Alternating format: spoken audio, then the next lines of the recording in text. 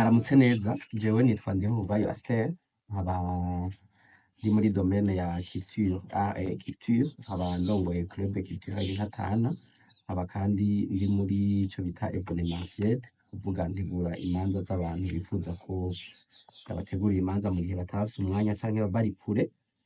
Ndarongoye kandi n'irindi shirahamwe ryitwa Gihugu Univers, naryo riri muri domaine ya art et culture.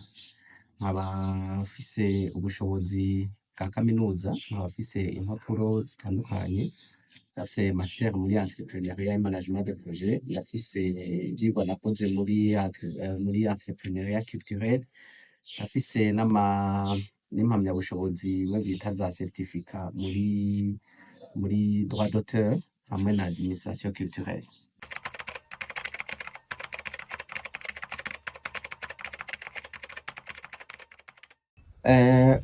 Iyandikwa ry'ingoma ingoma z'Uburundi mu rutonde rwa UNESCO au niveau international ni ikintu ciza cane, kuko iyo igihugu kirose patrimoine yacu ija kuri urwo rutonde, hari ibintu vyinshi cane yunguka haba muri protection y'iyo patrimoine canke uravye no mu buryo bujanye na tourisme, hakabaho n'ivy'amafaranga. Rero ni ikintu ciza twarose, nibakwe twagiriwe ko turonka patrimoine. Hari benshi birirwa barasaba ariko batararonka, ariko twe twarabirose. Mugabo ikica gikurikira n'igiki? Mbega iryo yandikwa rigaruka kumarira iki ico gihugu?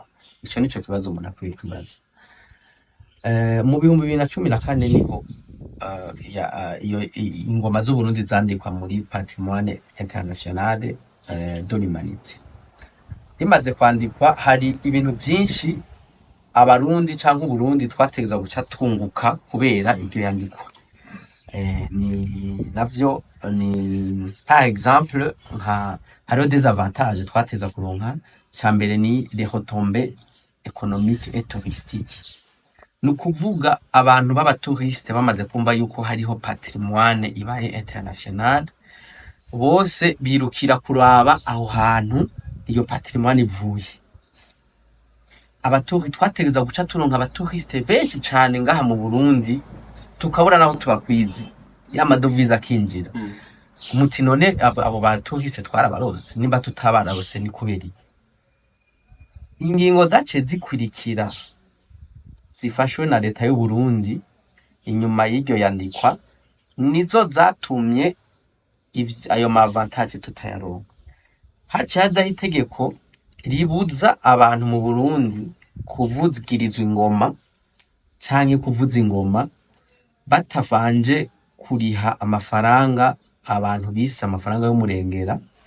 Bica bituma baba touriste bashaka kuza bataza mu Burundi, ahubwo bagaca bagenda aho bazumva zishobora kuba ziri, aho ndavuga mu Rwanda, mu Buganda, muri Kenya n'ahandi. Abatouriste bari kuza mu Burundi bakinjiza amafaranga y'amadovize mu Burundi, baciye baja mu Rwanda no mu Buganda kuraba izo ngoma z'Uburundi, amafaranga aca yinjira muri ivyo bihugu, twe natwe turabura n'ikintu na kimwe kubera iryo tegeko.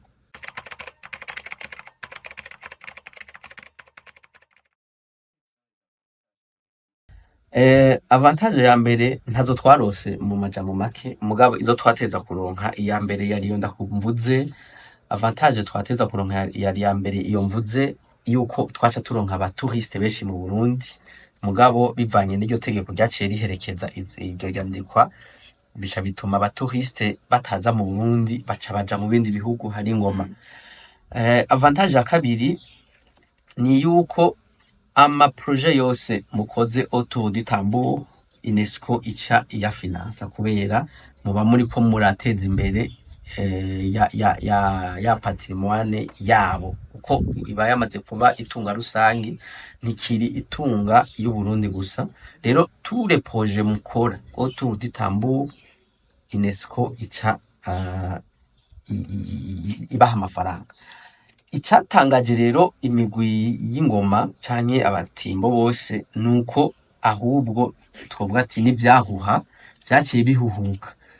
kuko kera imbere y'uko iryo yandikwa riba amaklube menshi yarasohoka igihugu akagenda hanze akinjiza amafaranga, mugabo hamaze kuba iryo yandikwa amaklub n'iryo sohoka ryaciye rigabanuka. Umuntu agize statistique canke akagira umwihwezo w'ingene vyari bimeze avant et après, usanga avant iyandikwa y'ingoma muri patrimoine mondiale ariho umutamburinere w'Uburundi, imigwi y'abatamburinere b'Uburundi ariho yari ibayeho neza kuruta inyuma izo ngoma zimaze kwandikwa.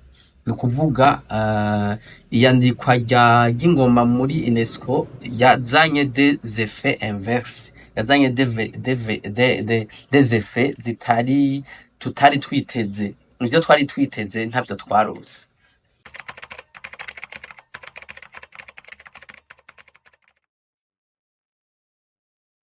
Ahantu rero abatouriste baje mu Burundi bashobora gusanga ingoma ni henshi. Aha i Bujumbura d'abord hariho amaklube y'ingoma nyinshi, amaklube menshi, ariko hariho rero aho twita, aho benshi bavuga ngo ni ingoma zavuye, nubwo atari vyo. Mu Gishora burya ingoma siho zavuye, ingoma zagiyeyo igihe Mwezi Gisabo ahungiyeyo, ico gihe naho ingoma zari zisanzwe zihari. Mugabo aho mu Gishora niyo reference ya mbere umuntu afata kugira ngo ashobore no gutembereza abatouriste. Ushaka kumwereka la source ya Tambour uca umutwara mu Gishora. Mugabo hariho n'ahandi henshi, aha i Bujumbura mu maclub culturel na ruguru, ahantu umuntu ashobora gusanga ingoma ni henshi.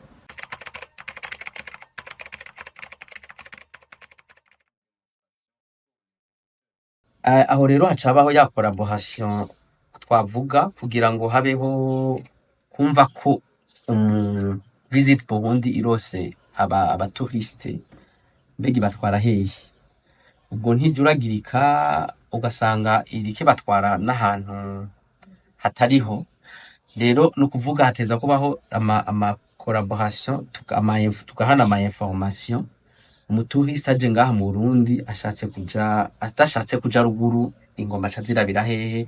Aho rero Visit Burundi mugaca mukorana n'amaklub culturel y'ingoma ngaha mu Burundi, mu Bujumbura ndetse murazizi ziruzuye, hama tukumvikana ingene tutegura ayo ma initiation kugira ngo umutouriste tumuhe ibintu bifashe, ibintu ntagende avuga ngo vya bintu ntibifashe, ariko tubitegura. Hari abadutelefona ku munota wa nyuma ugasanga agutelefone nka uno munsi nyene, abatouriste aza kubazana uwo munsi nyene ntumwankira, mugabo ugaca usanga integuro kugira ngo umutouriste aze kubona ibintu vyiza twarose umwanya wo kubitegura neza.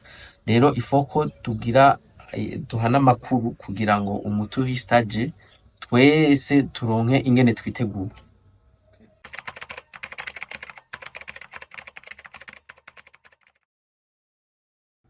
Ingene aba jeune rero udushaka kubemplika kugira ngo izo ngoma ntizizozimangane. Ubwa mbere na mbere no kugira ko aba jeune barakunda ingoma cyane, ntiwirigura n'abemplika bazibonye barazihurumbira.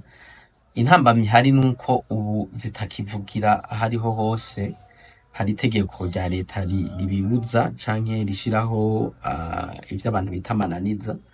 Ugaca usanga rero abo bajene ntibariko barazibona nkuko vyari bikwiriye. Buhoro buhoro ingoma ugasanga ziko ziribagiranwa. Mugabo nkuko twama dutera akamo, twibaza yuko iryo tegeko bazohava barikuraho kugira ngo ingoma, kuko bavuga ko bavuga ngo ni kuzikingira, ariko gukingira patrimoine si kuyibuza nk'ingoma. Kuzikingira si ukuzibuza kuvuga. Gukingira patrimoine ahubwo ni kureka zikaja muri public, uko niko gukingira patrimoine. Rero abajene nka muri club Ntatana turabigisha cyane ivy'ingoma, turabigisha kahise y'ingoma, turabigisha bakazikunda kandi bakazihurumbira. Mu kubigisha rero uno munsi ibintu aho bigeze, umuntu uramwereka nico yungukamo. Si ukumubwira ngo akunde ingoma gusa, ariko uramubwira ati niwaba umutamburinere w'ukuri zirashobora gusohokana hanze zikaguha amafaranga, ndetse no ngaha urashobora no kuzironka amahera. Umuntu umujene akazikunda azikunze mugabo azi nuko hari ico zishobora kumumara.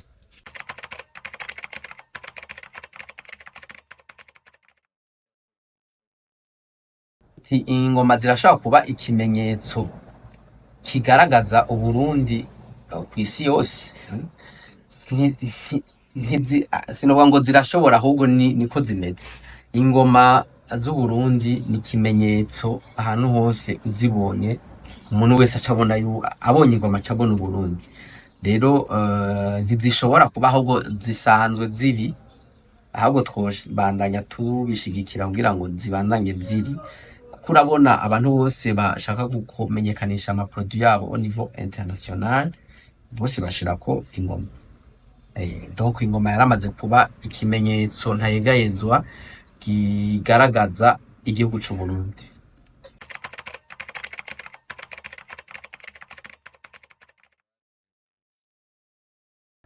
Ingoma z'u Burundi mu mafestivale yo kw'isi, mu mafestivale international, kenshi usanga zirimo. Nk'ubu twe mu Ntatana turamaze kuja mu mafestivale international kabiri muri Chine, twaragiye no mu Faransa, twaragiye no mu bihugu vyo muri Afrika nka Ethiopia na Congo n'u Rwanda n'ahandi. Rero ahantu hose ingoma z'u Burundi zigiye muri festivale, ico tuzi nuko zama zitaha ari za mbere. Rero ingoma zisanzwe ziri mu mafestivale international.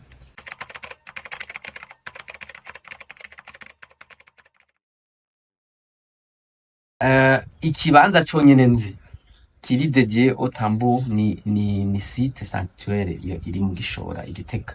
Nico kibanza kiri dédié au tambour. Ndetse ayo ma club culturel ariko nta bibanza biri réservé uniquement au tambour jewe noba nzi bindi kiretse mu Gishora.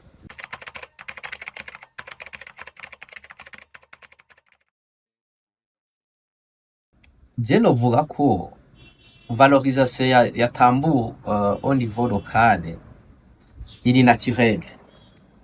Nta ma effort menshi abantu bagira kugira ngo bayivalorize. Ni ikintu gikunzwe meme au niveau local. Vyahindi bavuga ngo abantu ntibakunda ivyabo. Nagiye nabona ikintu abarundi bakunda naturellement, utarinze kubabwira ngo ntibakunde. Ingoma zirakunzwe cane au niveau local, nta ma effort menshi umuntu asabwa, ariko effort ya mbere ni yuko leta ireka zikaguma zivuga mu bantu, zikaguma zivuga mu banyagihugu kugira ngo n'ama generation avuke azibona azikunda. Kandi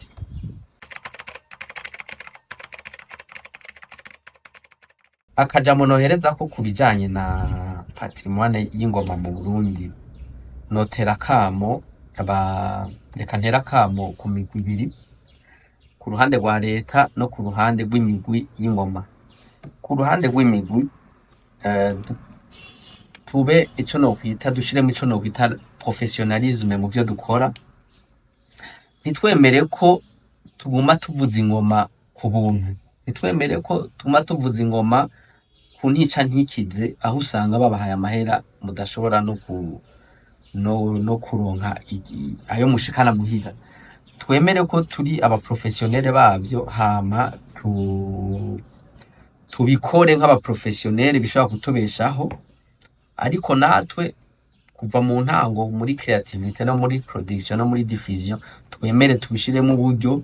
Umuntu ntagende yambaye tenue yatabutse canke itamese, duhere hiyo, hama twiha agaciro na wa muntu aje ngo tuzimuvugirize yumve ko amafaranga tumusaba tuyakwiriye. Kuri leta naho, leta nosaba ko ikuraho rirya tegeko ritubuza kuvuza ingoma twisanzuye, aho umuntu agusabye kumuvugiriza ingoma mu rubanza usanga aca abanza kuja kuriha amafaranga adashoboye, ugaca usanga rero wa mutambuhinere nawe niwe aguye mu mporero. Kandi umutambuhinere ari mu Burundi niwe agwa mu mporero, kuko umutambuhinere ari mu Rwanda, umutambuhinere ari mu Buganda, ari muri Kenya, nukuri baratunzwe n'ingoma z'u Burundi. None kubera iki umutambuhinere ari mu Burundi wewe zitomutunga? Niryo tegeko leta yokuraho kugira ngo natwe zidutunge. Murakoze.